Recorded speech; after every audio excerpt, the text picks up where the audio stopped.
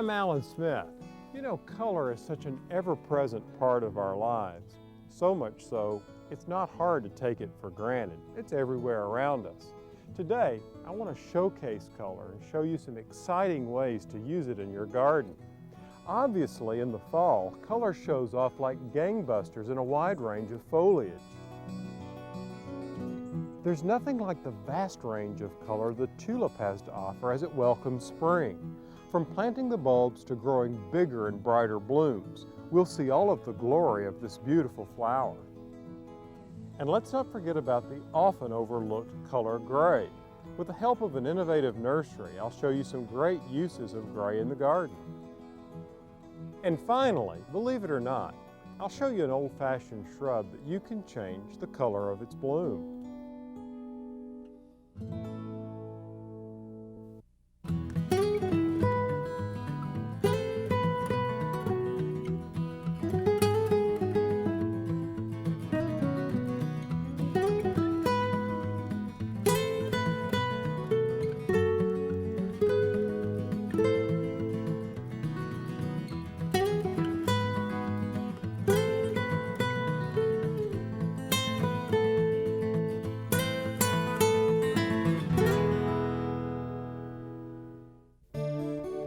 I think we all have to agree that color can certainly make an impact in the garden, whether it's beautiful Japanese maple trees such as these or other plants. There's so many wonderful plants to choose from, so why not try a few of each? A simple rule of thumb I follow is to choose plants that either have blooms or foliage in the same color family, and there are lots of different color families. Just take the primary colors. Look at all of the variety just in the color red. And when it comes to blue, it can range from sky blue all the way to purple. And among the yellows, you can go from chartreuse all the way to orange. And then there are flowers that bloom white and the plants that have gray foliage. They're the amiable sort of relatives that get along with every color family. Color can evoke certain moods. Reds and oranges can make you feel hot, while pale blues and lavenders can evoke a restful, cool feeling. The other thing these hot and cool colors seem to do is play with our sense of space. You see, hot reds jump forward and make a space seem smaller, whereas subtle colors like pale blue make a space feel much more expansive. Another thing to consider when putting color combinations together is the individual growing requirements for each plant. And you can get that information off the tags or through the nursery. But when it comes to color, it depends on your own personal taste. Oh yeah, one other thing. Don't forget, green is a color too.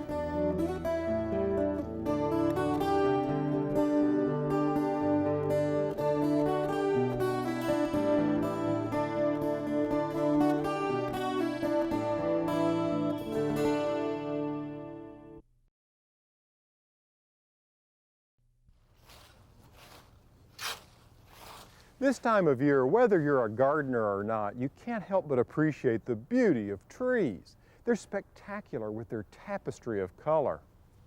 Some parts of the country enjoy more dramatic displays than others, and there are certain trees that just tend to show off a bit more, like the maples.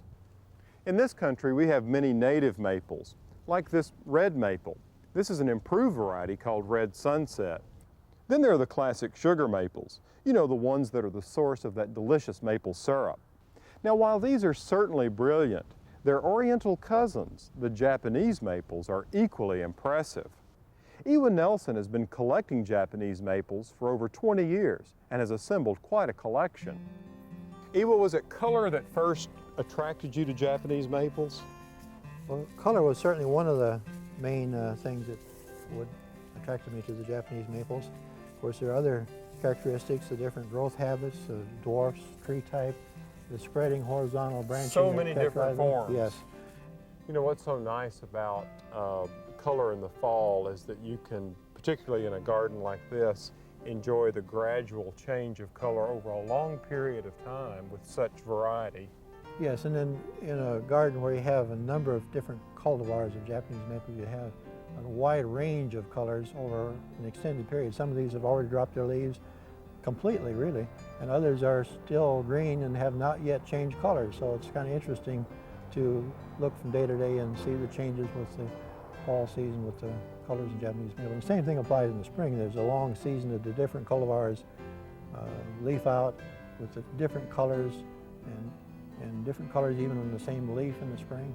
And it's quite a fascinating plant to see the color in the different seasons. What has kept you collecting Japanese maples? Well, the tremendous variation, the genetic variation in the plant families. And so there are dwarfs that are probably 4 feet across and 3 or 4 feet high to the tree forms that can get even as much as 25, 30 feet. And then there, in the connection with the leaves, very small leaves, very refined, delicate looking leaves to quite large leaves in some of the tree types. They're really the perfect plant for someone who has limited space. Yes. In fact, there is a Japanese maple probably for any kind of a space that a person might have. Out of your collection, is there a particular Japanese maple you'd recommend if someone wanted a splash of color in their garden? Well, Moonfire is certainly a selection that could be recommended for this area. And it's one of Mr. Wolf's introductions from This one? Pennsylvania. Moonfire, yes. Yeah, it's beautiful. And you can see that the leaves look pretty good in view of the hot, dry summer we had. You have a marvelous collection here. Do you have any favorites? Well, that's a hard question to answer because at different times I have a different favorite. I see, right, Because depends on the week. There's such a range of characteristics and nuances of color that it changes from week to week, really. Certainly, yeah. This one here, for example, is my favorite first thing in the spring because this leaves out ahead of everything else in the collection. And interestingly, too, oftentimes it gets froze back with late frost and the leaves will blacken, but the plant has enough vigor, so for many years it keeps coming back and does great.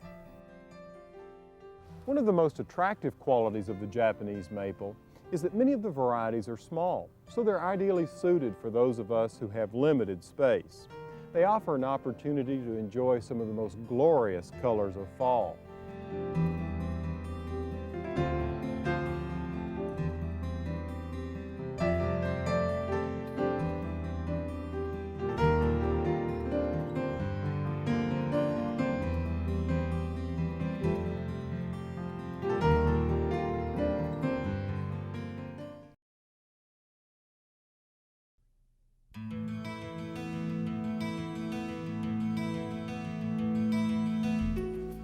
For a flower lover, seeing a pile of discarded blossoms like this can be heartbreaking, but it's actually part of a process that's been going on for 400 years here in Holland. It's all about making bigger and better blooms. The reason why we remove the tulip flowers is that we want to have a bigger bulb. We don't want that the tulip make seed, because then the energy goes to the seed, and now we want it in the bulb. Right. So as you can see at the moment, this is the biggest bulb. Yes. But in July it's 3 times bigger, and then this bulb we can sell. Ah, so from the 1st of May until July when it's harvested, this bulb will actually get 3 times larger. Yes, yes. If you take the flower off. If we take the flower off. Yeah. Engel, what can homeowners do to help make their tulips come back year after year and bloom like they do here? Yeah. After he is flowering, cut the flower off. So as soon as the petals fade, Yes. remove it so it doesn't make seed. Yes. And Then the bulb will grow bigger. So next year you have sure a good flower. since the Dutch produce and distribute over 90% of the tulip bulbs sold worldwide, this fall when you're selecting tulip bulbs for your garden, you may very likely choose some that were growing in this field.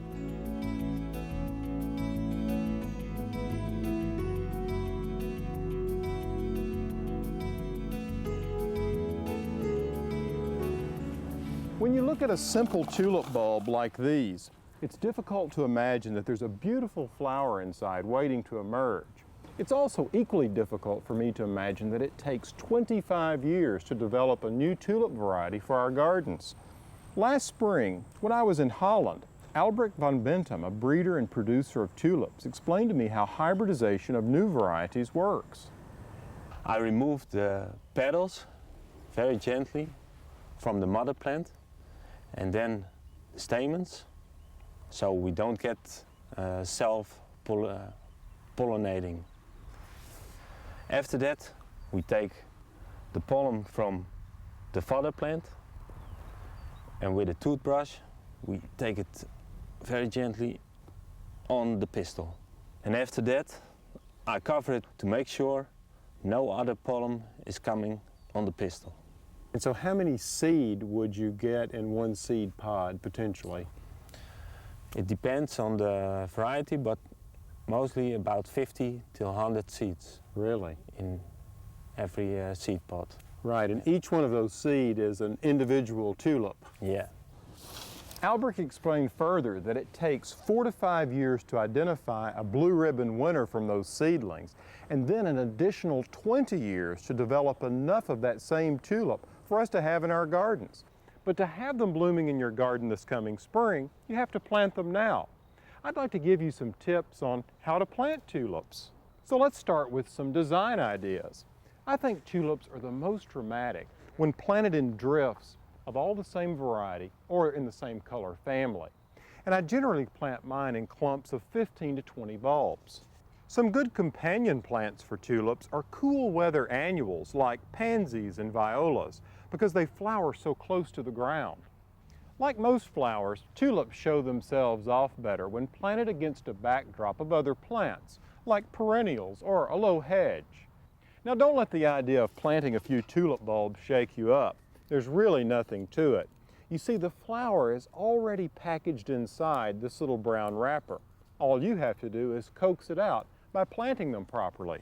When I plant tulips in my garden, I dig out an area the size of the drift of blooms I want. A good rule of thumb for the depth is to cover them 3 times the width of the bulb. And I always work in good, rich compost and bone meal before placing the bulbs about 6 to 8 inches apart, and then I cover them. Now don't let another fall go by without planting a few of these beauties in your garden. Next spring, you'll be glad you did.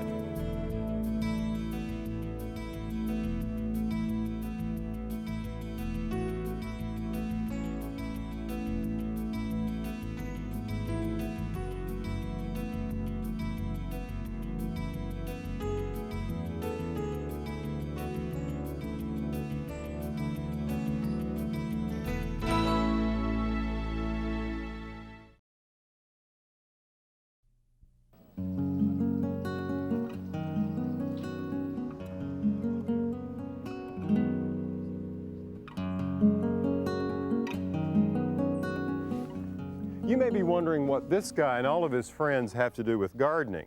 Well, maybe not much, but they are the inspiration for the name of one of my favorite garden plants. This is lamb's ear, and it's easy to see why it's called this. The shape of the leaf looks like a lamb's ear, and it's soft and fuzzy. Now this is one tough little plant. It's actually a hardy perennial, and this time of year it's beginning to go dormant. It's so tough it can withstand even the coldest New England winter. Lamb's ear is considered an herb because it's one of those useful plants, but it was actually used a lot more in the past than it is today. You see, in colonial times and before, it was used as a bandage because the leaves are fuzzy, they're very absorbent. These days the plant gets more play as an ornamental. Its silvery gray foliage is the perfect contrast to many flowers and other plants in the garden. To learn more about other gray plants and some ideas for using them, I visited Sierra Azul Nurseries in California. Owner Jeff Rosendale has created a wonderful display to showcase different varieties of trees, flowers, and shrubs in a garden-like setting. Well, we started these gardens, Alan, about 5 years ago to demonstrate what you can do in a natural style of gardening and to make it easier for our customers at our retail nursery to be able to walk out into the garden and see the plants growing in a natural style that we like to display here, and it works very well for us, I think. You know, I find a lot of gray foliage plants seem to adapt to dry conditions very well. Oh, I totally agree with you. This is Artemisia caucasica. This is a Mediterranean Artemisia that's very hardy, and Nice aroma. it's formed a nice ground cover here. And as you can see, obviously it's very silvery, and it gives you a great contrast with other textures and colors. Now, I don't grow this Artemisia, but I grow Artemisia Palace Castle and the old silver queen. Right. Yeah. Right. I've grown those too, and they're great plants. I like the Palace Castle because it gets taller. Yeah, This is this is for the front of the border, as I think as we're doing here. I always see gray plants as a great harmonizer of the garden because you can have an eclectic color scheme going. If you introduce a lot of gray, it tends to sort of bring it all together. Absolutely. I think that gray is a great connecting color in the garden, and a great contrasting color too. Well, Jeff, I've noticed a few of the nepidas or catnips around. We do use quite a few nepidas, and I love the loose effect that they have, and they spill. They have blue flowers, lavender flowers. They're aromatic, they're real drought resistant, and they're great for the edge of the border, or if you have a raised bed, for spilling over a raised bed.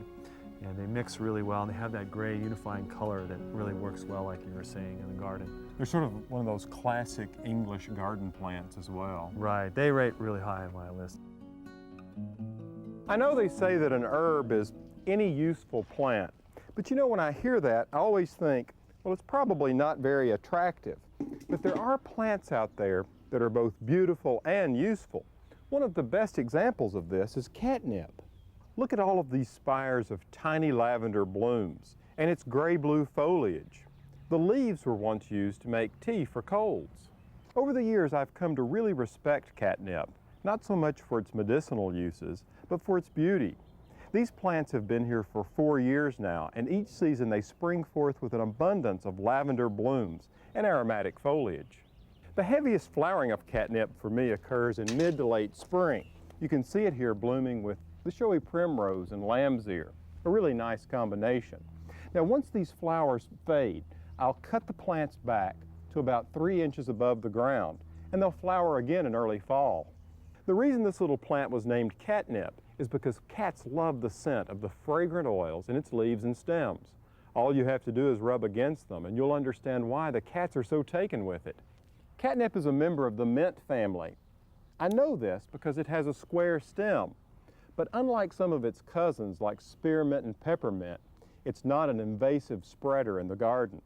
If you're looking for an easy-to-grow perennial, you might give catnip a try. Your cats will thank you for it.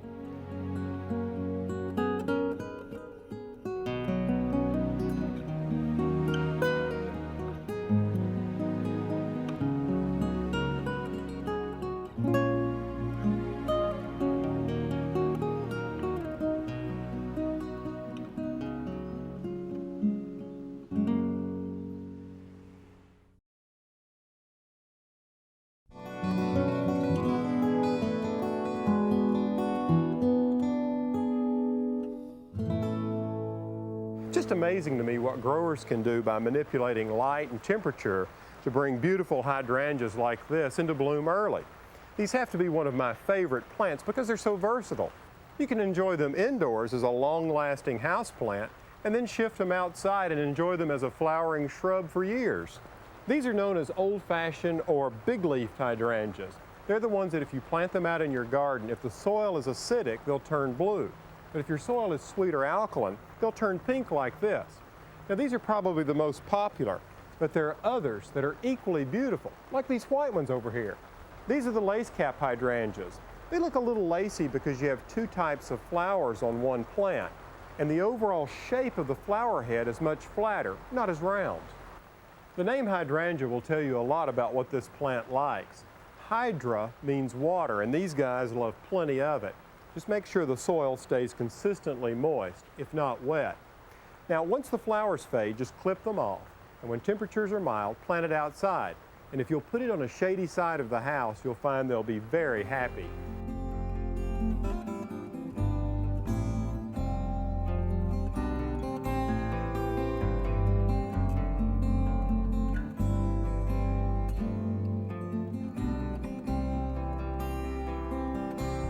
It's not difficult to get wrapped up in the spectacular colors of nature.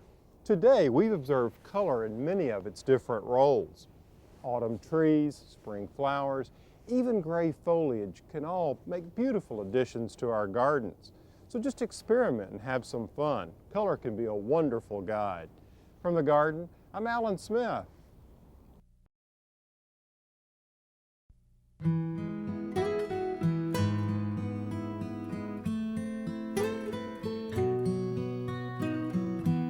this garden I dream of a bed of flowers. Bluebirds sing of the beauty all around us. And every time the sun comes out, I can't help but smile. Oh, no, I can't help but smile.